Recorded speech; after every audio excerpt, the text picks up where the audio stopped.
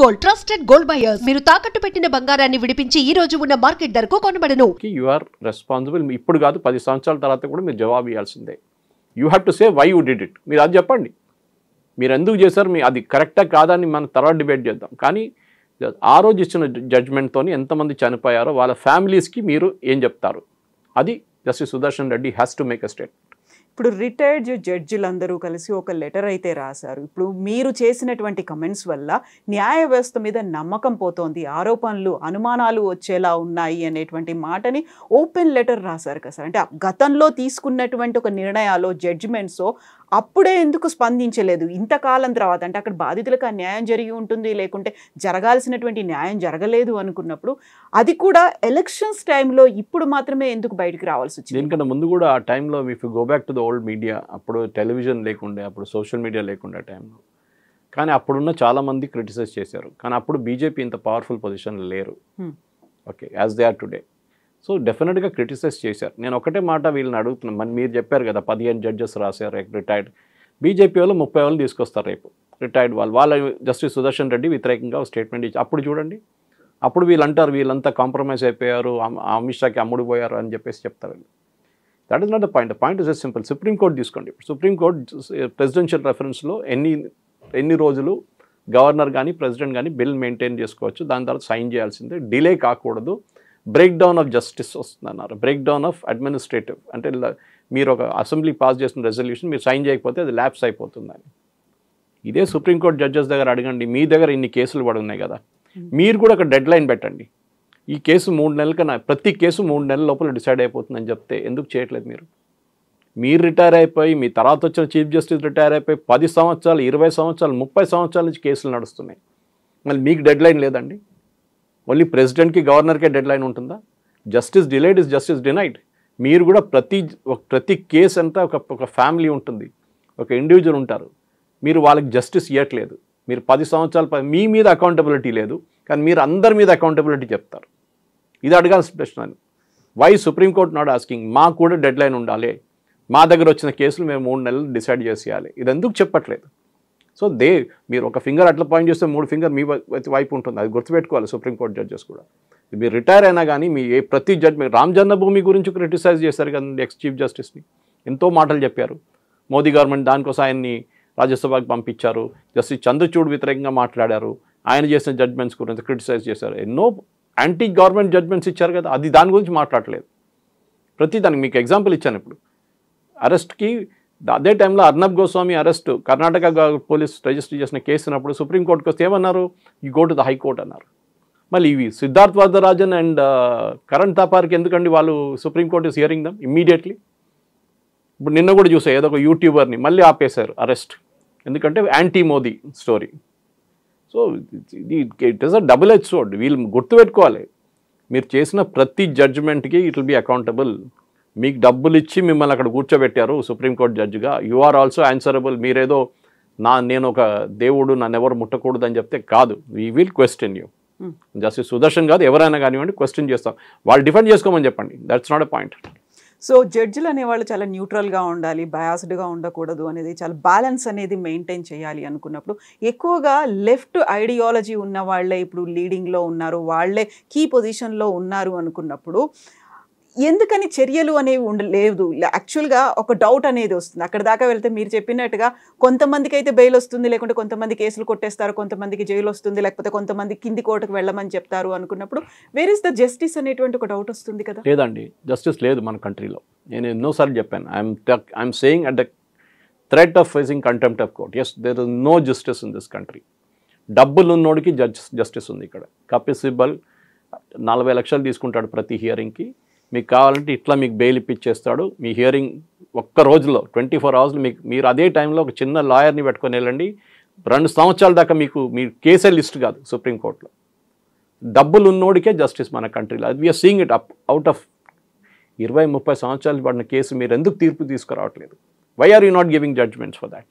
ఇప్పుడు వచ్చిన కేసులు ఎందుకు తీసుకుంటున్నారు? కొత్త దాంట్లో లేనిపోయిన కేసులు అన్నీ మీరు తీసుకుంటున్నారు. కుక్కల కేసు తీసుకున్నారు మీరు. అరే I'm not saying it's not important, కానీ అది హైకోర్టు డీల్ చేయమని చెప్పండి. ఢిల్లీ హైకోర్టు ఉన్నారు కదా, ఢిల్లీ హైకోర్టు కూడా డెల్ట్ విత్. మీకు ఇంత పక్కన ఉన్న కేసులు పక్కన పెట్టి హియర్ చేస్తున్నారు, అది గుర్తుపెట్టుకోండి. Kavita garu, they are putting the cases aside, regular cases, and they are doing this. That is very important. So justice denied, that is the most important. మీరు చెప్పిన దానికి ఆలోచించాం, ఇంకెక్కడైనా సిస్టమ్ ఉందని చెప్పండి. 5 జడ్జెస్ కూర్చున్న 3 జడ్జెస్ కూర్చొని సుప్రీంకోర్టులో కొలీజియం అని చెప్పేసి మేమే సెలెక్ట్ చేసుకుంటాం. రేపు ఇండియన్ ఆర్మీలో 5 జనరల్స్ కూర్చొని మేమే నెక్స్ట్ ఆర్మీ చీఫ్ని సెలెక్ట్ చేస్తామంటే అలౌ చేస్తారండి మీరు? ఇదే సుప్రీంకోర్టు ఆపేస్తారు వాళ్ళని. దట్ ఇస్ నాట్ అలౌడ్, అట్లా చేస్తారు మీరు అని చెప్పేసి. You are compromising integrity of. సరే, దీనికన్నా ముందు పొలిటికల్ పార్టీస్ వాళ్ళ రిప్రజెంటేటివ్స్ని తీసుకున్నారు, అదంతా జరిగింది. లేదంగా ఇందిరాగాంధీ టైంలో అయితే 3 చీఫ్ జస్టిస్ని పొటెన్షియల్ క్యాండిడేట్స్ని పక్కన పెట్టి ఎమర్జెన్సీ టైంలో చీఫ్ జస్టిస్గా తీసుకొచ్చారు. కథ మనకు అందరికి తెలుసు. కానీ now we're talking about situation ఎక్కడ ఎట్లా వచ్చిందంటే 5 మందో 3 మంది కూర్చొని ఎవరిని చీఫ్ జస్టిస్ చేయాలి, ఎవరిని ట్రాన్స్ఫర్ చేయాలి, ఏ జడ్జిని సుప్రీంకోర్టుకి తీసుకురావాలి, ఏది తీసుకురాకూడదు మీరు ఎట్లా డిసైడ్ చేస్తారండి? ఎన్జేఎస్సీ నాకు బిల్లు ఉండే, పార్లమెంట్ చేసిన బిల్, ఆ బిల్ని మీకు కొట్టుపడేస్తారు. కాన్స్టిట్యూషన్లో ఎక్కడ చెప్పట్లేదు that the judges of supreme court can form a collegium, ఎక్కడ లేదు ఆ rule. It's an illegal thing. దాన్ని ఎప్పుడో డిస్బ్యాండ్ చేయాలి. కానీ గవర్నమెంట్ ఏంటంటే ఎందుకు లేనిపోని గొడవ అని చెప్పేసి ఇచ్చేసారు. ఎందుకంటే ఏం చేసినా కానీ గవర్నమెంట్ వీళ్ళేమంటారు, లేలే మీ ఫేవరెట్స్ని పెట్టుకున్నారు. యూఎస్లో ఇంత మాట్లాడతారు కదా మనం ఫ్రీడమ్ ఆఫ్ ఎక్స్ప్రెషన్, అది ఇది యూఎస్ ఇస్ అ మోడల్ అని చెప్పేసి. యూఎస్లో ప్రతి ప్రెసిడెంట్ అపాయింట్ చేసిన పొలిటికల్ అపాయింట్ ఉంటుంది. ప్రెసిడెంట్ అపాయింట్ చేస్తారు. ఒబామా అపాయింట్ చేసిన జడ్జిలు ఇంకా ఉన్నారు సుప్రీంకోర్టులో, యూఎస్ సుప్రీంకోర్టులో. క్లింటన్ అపాయింట్ చేసుకున్న జడ్జెస్ ఉన్నారు, బుష్ అపాయింట్ చేసిన జడ్జెస్ ఉన్నారు, ఈవెన్ బైడెన్ అపాయింట్ చేసిన జడ్జెస్ ఉన్నారు, ఇంకా ఈవెన్ ట్రంప్ అపాయింట్ చేసిన జడ్జెస్ కూడా ఉన్నారు లాస్ట్ టర్మ్లో అపాయింట్ చేసిన. సో అక్కడ పొలిటికల్ సిస్టమ్ నడుస్తుంది. Judges are appointed by the government యూఎస్లో. ఇక్కడ మన దగ్గర చేస్తే అయ్యో గవర్నమెంట్ అపాయింట్ చేస్తున్నారు, మోదీ గారిని చంచాలను పెట్టుకున్నారు జడ్జెస్గా అని చెప్తారు. అప్పుడు అంటే మీరు ఇందిరాగాంధీ టైంలో మీరు అది మాట్లాడలేదే కాంగ్రెస్ వాళ్ళు? డెఫినెట్లీ కొలీజియం సిస్టమ్ ఇది illegal. Correct, checks and balances ఉండాల్సిందే. గవర్నమెంట్ ఒక్కరే కాదు, మన సిబిఐ డైరెక్టర్ సెలెక్షన్ చేస్తున్నట్ల మీరు chief justice, leader of opposition and prime minister కూర్చొని జడ్జెస్ సెలెక్షన్ డిసైడ్ చేసుకోవచ్చు. కానీ మీరు 5 మంది కూర్చొని డిసైడ్ చేయలేరు. It is a illegal thing total. యాక్చువల్గా ఆపరేషన్ కగార్కి సంబంధించి ఇప్పుడు పెద్ద ఎత్తున జరుగుతోంది. ఆపరేషన్ కగార్ అనేది కూడా నక్సల్స్ని బలవంతంగా అణచివేయాలని చూస్తున్నారు. ఇప్పుడు మనం ఏదైతే సల్వాజూడం గురించి మాట్లాడుకున్నామో ఆపరేషన్ కగార్ కూడా అలాంటిదే. ఒకవేళ మీరు ఏదైనా బలవంతంగా అణచాలని చూస్తే అది ఇంకో చోటికి వెళ్తుంది, ఇంకో చోట ఇంకో రూపంలో వ్యాప్తి చెందుతుంది అని అమిత్ షా అయితే చాలా క్లియర్గా March 26 కల్లా చివరి మావోయిస్ట్ని కూడా మేము అంతం చేస్తాము, డెత్ బెడ్ మీద వాళ్ళు ఉన్నారు, ఆఖరి శ్వాస పీల్చుకుంటున్నారని చెప్పినప్పటికీ అక్కడ కూడా హ్యూమన్ రైట్స్ ఇష్యూస్ అనేవి వస్తున్నాయి కదా. హ్యూమన్ రైట్స్ ఇష్యూస్ ఎప్పుడు చూడండి వన్ వే స్ట్రీట్ లాగా ఉంటుంది. నక్సలైట్స్ ఎవరన్నా ఆర్డినరీ ఒక సర్పంచ్నో ఆ విలేజ్లో నాకు పోలీస్ ఇన్ఫార్మర్ అని చంపినప్పుడు ఈ హ్యూమన్ రైట్స్ వాళ్ళు ఎవరు కనిపించారు మీకు. అప్పుడు నక్సలైట్ని చంపినప్పుడు హ్యూమన్ రైట్స్ వాళ్ళు అందరు లేసేస్తారు. ఆ టైంలో టెర్రరిస్ట్ని చంపినప్పుడు వచ్చేస్తారు హ్యూమన్ రైట్స్ ఏమైందని చెప్పి.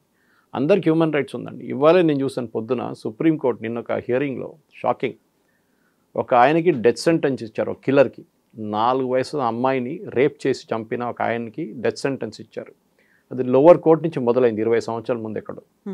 లాస్ట్లో సుప్రీంకోర్టు దాకా వచ్చి ఐ థింక్ 2017లో సుప్రీంకోర్టు కన్ఫర్మ్ చేశారు ఎస్ డెత్ సెంటెన్స్ అని. ప్రెసిడెంట్ దగ్గర వెళ్ళింది, ప్రెసిడెంట్ రిజెక్టెడ్ ద అపీల్. అప్పుడే ఉరి తీసేయాలి ఉన్నాయని, ఈ షుడ్ బిన్ హంగ్ దెన్. ఇప్పుడు సుప్రీంకోర్టుకి వచ్చి సుప్రీంకోర్టు ఏమంటున్నారు, కాదు అది మొత్తం ప్రాసెస్ ఫాలో చేసామా లేదా అని మనం చూడాలని. మీరు మాట్లాడుతున్న ఇదే హ్యూమన్ రైట్స్. మొత్తం ఒక పాత జడ్జ్మెంట్ ఉంది, మనోజ్ కేసు ఒకటి ఉంది. ఆ జడ్జ్మెంట్లో ఉన్న పారామీటర్స్ ఫాలో చేశారు ఆ డెత్ సెంటెన్స్ కోసం. ఈ 4 వయసుల అమ్మాయిని రేప్ చేసి చంపిన ఆ అమ్మాయికి హ్యూమన్ రైట్స్ లేదండి. ఈ కిల్లర్స్కి హ్యూమన్ రైట్స్ ఉందా? అదే అడుగుతాను ఈ సుప్రీంకోర్టు దగ్గర. మీకు ఇంకా పనేం లేదా సుప్రీంకోర్టు జడ్జెస్కి? ఒక ఆయన ప్రూవన్ కేస్ సుప్రీంకోర్టే రిజెక్ట్ చేశారు, రివ్యూ రిజెక్ట్ చేశారు. దాని తర్వాత ప్రెసిడెంట్ దగ్గర ప్రెసిడెంట్ రిజెక్ట్ చేశారు. దాని తర్వాత మళ్ళీ మీరు తీసుకొస్తున్నారు యసీన్ మలీకి ఇట్లాంటి వాళ్ళని అందరినీ మీరు చూస్తున్నారు. వాళ్ళ కోసం ఏ హ్యూమన్ రైట్స్ ఉండదు, అన్నీ వాళ్ళకి ఇచ్చేస్తారని. ఇది ప్రాబ్లం. కశ్మీరీ టెర్రరిస్ట్ కానీ ఎవరైనా కానీ రాత్రిపూట 1 గంటకు డోర్ ఓపెన్ చేసి ఇయర్ చేసిన సుప్రీంకోర్టు ఇది. మళ్ళీ మీరు ఆర్డినరీ సిటిజన్స్కి ఎందుకు చేయట్లేదండి? అది వాళ్ళకి హ్యూమన్ రైట్స్ లేదండి. మన దగ్గర ఎంతోమంది నక్సలైట్స్ చంపిన ఫ్యామిలీస్ ఉన్నారు మన దగ్గర. వాళ్ళకి హ్యూమన్ రైట్స్ ఎవరు అడగట్లేదే. పోలీసు వాళ్ళని చంపారు, ఉమేష్ చంద్ర కానివ్వండి, కేఎస్ వ్యాస్ గారు అని. వాళ్ళకి హ్యూమన్ రైట్స్ లేదండి. It's 2 way street, 1 way street కాదు ఇది. సో డెఫినెట్గా ఇప్పుడు ఇక్కడ నడుస్తున్న పెద్ద పెద్ద మేధావులు కానివ్వండి, ప్రొఫెసర్ హర్గోపాల్ కానివ్వండి, మిగతా వాళ్ళు కానివ్వండి, ప్రొఫెసర్ కోదండరామ్, ఇట్లాంటి వాళ్ళందరూ మాట్లాడతారు. వరవరరావు గారు ఉన్నారు దీనికన్నా ముందు. వీళ్ళందరూ మాట్లాడి human rights only human right next rights గురించి మాట్లాడతారు. హ్యూమన్ బీయింగ్స్ కూడా ఉంది, మిగతా చోట్ల ఎవరిని చంపారో వాళ్ళకు కూడా హ్యూమన్ రైట్స్ ఉంది, అది గుర్తుపెట్టుకోవాలి వీళ్ళు. అది ఆపరేషన్ కగార్ కానీ ఎక్కడైనా కానివ్వండి. నేను దీనికన్నా ముందు మీకు ఎక్స్ప్లెయిన్ చేశాను. నెక్స్ట్ రైట్ చేతిలో పోలీసు వాళ్ళని చంపేస్తారు, పోలీసు వాళ్ళ చేతిలో నెక్స్ట్ రైట్ అయితే వాళ్ళు కూడా చంపేస్తారు. కథ 2-way స్ట్రీట్. అది జస్టిస్ లేదు 2 సైడ్లలో, కరెక్టే, ఐ యాక్సెప్ట్ ఇట్. కానీ that is the law of the jungle అంటాం మన ఇంగ్లీష్లో. ఆటవిక న్యాయం అంటాం. ఏం చేయలేం.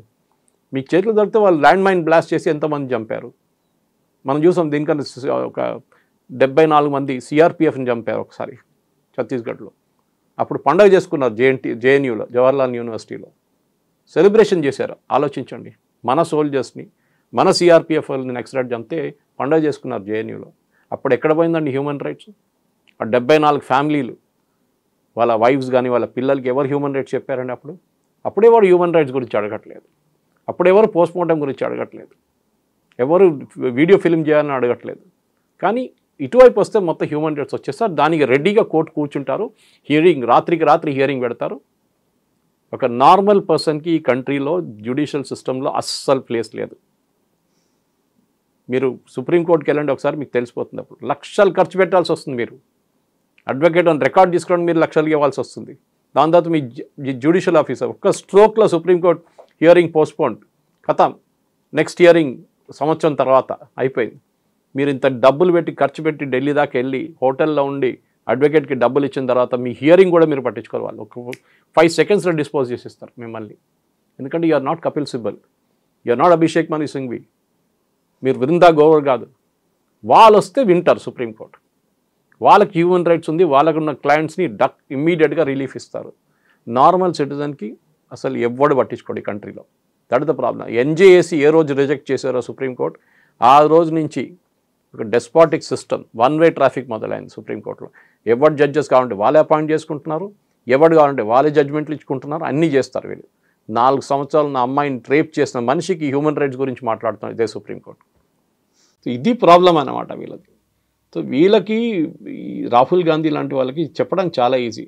ప్రెషర్ పెట్టారు దానికోసం ఆపేసామని చెప్పేసి. ఎన్నిసార్లు యూఎస్ మన మీద ప్రెషర్ పెట్టారు మనకే తెలుసు. షిమ్లా అగ్రిమెంట్ ఎవరు చేయించారండి? ఇందిరాగాంధీతోని, Zulfiqar Ali భుట్టోతోని.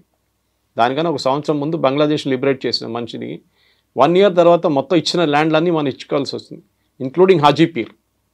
1600 square kilometers we return to Pakistan Shimla అగ్రిమెంట్లో. ఎందుకు ఇచ్చారండి? Strong lady, iron lady. ఎందుకంటే యూఎస్ డిక్టేట్ చేశారు, you have to give back this land అని చెప్పేసి. హాజీపీర్ అనేది చాలా పెద్ద హైట్లో ఉన్న మౌంటైన్. అది మన చేతిలో ఉంటే మన కార్గిల్ మనకే ఉంటుండే ఎప్పుడు దాకా. కానీ అప్పుడు కార్గిల్ జరిగిన వార్ జరగదు, కానీ వీ గేవ్ ఇట్ అవి, ఇచ్చేసాం. అది చేసి చాలా తప్పులు ఉన్నాయి అట్లాంటివి. అప్పుడన్నీ మనం చెప్పుకొని వస్తే చాలా యూఎస్ ఇంటర్ఫియర్ చేసింది. కేజీబీ ఇంటర్ఫియర్ చేసింది దానికన్నా ఎక్కువ. కేజీబీలో మిట్రోకిన్ ఆర్కైవ్స్ చూస్తే మీరు, one of the spice who defected to US, his name is మిట్రోకిన్. ఆయన రాసిన ఒక పుస్తకం ఉంది మిట్రోకిన్ ఆర్కైవ్స్ అని చెప్పి.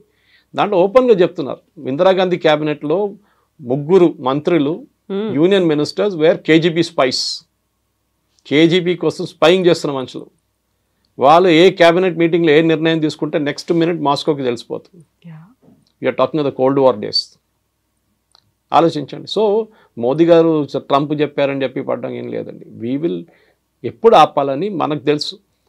We cannot continue. Me believe చేయరు, ఆఫ్టర్ ద బంగ్లాదేశ్ వార్ మన కంట్రీ 4 సంవత్సరాలు బ్యాంక్రప్ట్ అయిపోయిందండి. ఏం చేయక్కర్లేదు, మీ ఇందిరాగాంధీ గారు చేసినట్లనే మోదీ గారు చెప్పాలి, సరే యుద్ధం కావాలన్నా మీకు ఒక డెఫినెట్గా చేయదు, ఒక పని చేస్తాను, రేపటి నుంచి పెట్రోల్ ప్రైస్లు 3 రూపాయలు పెంచేస్తాను, నాకు యుద్ధం నడిపించాలి కదా, డబ్బులు కావాలి కదా. అప్పుడు చూడండి, అప్పుడు మారిపోతుంది డైలాగ్. ఎందుకు యుద్ధం అవుతుంది, 3 రూపాయలు పెట్రోల్ నేను కట్టాను. So every war comes with a price అంటారు. హ్యూమన్ ప్రైస్ ఉంటుంది, బడ్జెట్ ఉంటుంది, ఈ 2 ఉండాలి. ఎందుకంటే మిసైల్ ఫైర్ చేసిన ఒక్కొక్క మిసైల్కి ఎంత పడుతుంది? S-400ది $1 million పడుతుంది. So you cannot afford it. So కావాలంటే నడిపిస్తాం, కానీ ఏమండి, what is the end? Russia Ukraine కొట్టుకున్నట్లు కొట్టుకుంటే పోతాం, వాళ్ళు మన మీద వేస్తారు, మనం వాళ్ళ మీద వేస్తాం, మళ్ళీ వాళ్ళు మన మీద వేస్తారు. చిన్నపిల్లల ఆట కాదు కదా. So you have to have that maturity. అదే మళ్ళీ రిటర్న్ అదే పాయింట్కి వస్తాం అనమాట. ఎమోషనల్ మెచ్యూరిటీ లేదు. ఏదైనా మన ఇంట్లో కూడా డిస్కస్ చేస్తున్నప్పుడు కూల్గా ఆలోచించాలి ఏదైనా కానీ. Something similar should be done when you're dealing with politics also. So ఇప్పుడు మనం పాకిస్తాన్ నుంచి ఇక్కడికి వచ్చిన వాళ్ళు అక్రమంగా ఉన్నారు, లేకుంటే వీసా గడువు ముగిసిపోయింది, ఇమ్మీడియట్గా వాళ్ళని పంపించేసాము ఒక డెడ్ లైన్ అనేది పెట్టుకొని. ఇప్పుడు అలాంటి గడువే మే 30 వరకు ఉంది. వివిధ దేశాల నుంచి అక్రమంగా మన దగ్గరకు వచ్చిన వాళ్ళు అథెంటిక్గా వాళ్ళు ఉంటే ఓకే, అదర్వైజ్ మీరు వెళ్ళిపోండి అనే మాట. ఇప్పుడు ఇక్కడ ఒక రకమైనటువంటి కాన్ఫ్లిక్ట్ ఏమైనా కనిపిస్తుందా? వివిధ దేశాల నుంచి వచ్చారు, అందులో చాలా వరకు రోహింగ్యాలు వీళ్ళంతా ఉన్నారు, అందులో వాళ్ళ మీద సర్జికల్ స్ట్రైక్ చెయ్యాలి అనేటువంటి ఒక మాట కూడా గతంలో వినిపించింది. సో ఇక్కడ ఇంటర్నల్గా ఇంతమంది ఉన్నారు అనుకున్నప్పుడు డీల్ చేయాల్సింది ఎలా అంటారు? స్ట్రాటజీ ఎలా ఉండాలంటారు? మా యూఎస్ అది చేస్తున్నారండి, ఇల్లీగల్ వీసా పంపించేస్తున్నారు కదా అందరినీ. అలాంటిది మనం ఇప్పటిదాకా చేయలేదు కదా. చేయలేదు, అది ప్రాబ్లం. మన 140 కోట్ల మంది పాపులేషన్ ఉన్న దాంట్లో సుప్రీంకోర్టు మనం చెప్పారు మనం ధర్మశాల కాదు ఇది. ఇదే రోహింగ్యాలు పాకిస్తాన్కి ఎందుకు వెళ్ళలేదండి? ఇదే రోహింగ్యాలు ఆఫ్ఘనిస్తాన్కి ఎందుకు వెళ్ళలేదండి? ముస్లిమ్స్ కదా వాళ్ళందరూ. సౌదీ అరేబియా తీసుకోవాలి ఉండే వాళ్ళని, యూఏఈ తీసుకోవాలండే, ఓపెన్ ఆర్మ్స్ ప్లీజ్ కమ్. ఖతార్లో వీళ్ళు టెర్రరిస్ట్ లీడర్స్ అందరూ అక్కడే కూర్చుంటారు. ముస్లిం బ్రదర్హుడ్ కానీ, ఐసిస్ కానీ, అల్ఖైదా కానీ, హమాస్ వీళ్ళందరూ ఖతార్ తీసుకోవాలి ఉండే, బహరీన్ తీసుకో, ఓపెన్గా యాక్సెప్ట్ చేయాలి. రండి మీరు రోహింగ్యా ముస్లిం, మాదే ముస్లిమ్స్, యూఆర్ సేమ్. వాళ్ళు తీసుకోకుండా భారతదేశంలో వచ్చి కూర్చున్నారు ఎందుకండి? నాకు అర్థం కాదు. అండ్ పంపిస్తే వీళ్ళేమో కాలిన్ గన్జాల్విస్ లాంటి వాళ్ళు సుప్రీంకోర్టుకి వెళ్ళి బోట్లో తీసుకెళ్ళి, అండమాన్లో తీసుకెళ్ళి థాయిలాండ్ దగ్గర పడేశారు, మయన్మార్ దగ్గర పడేశారు అంటున్నారు. మన దేశంలో ఇల్లీగల్గా వచ్చారు, మీరు లీగల్గా రాలేదు. యుఎన్హెచ్సిఆర్ కార్డ్స్ ఇచ్చారు, United Nation Human Right Commission, కానీ we're not a signatory to that commission. మేము యాక్సెప్ట్ చేయం. యాక్చువల్లీ ఇదే సుప్రీంకోర్టు 2 నెలల ముందు రోహింగ్యా పిల్లలకి అడ్మిషన్ ఫ్రీగా ఇవ్వాలని చెప్పి ఢిల్లీ స్కూల్స్కి ఆర్డర్ ఇచ్చారు. మన పిల్లలకి లేదు, ఇండియన్ పిల్లలకి ఆట వాళ్ళు అసలు పట్టించుకోరు.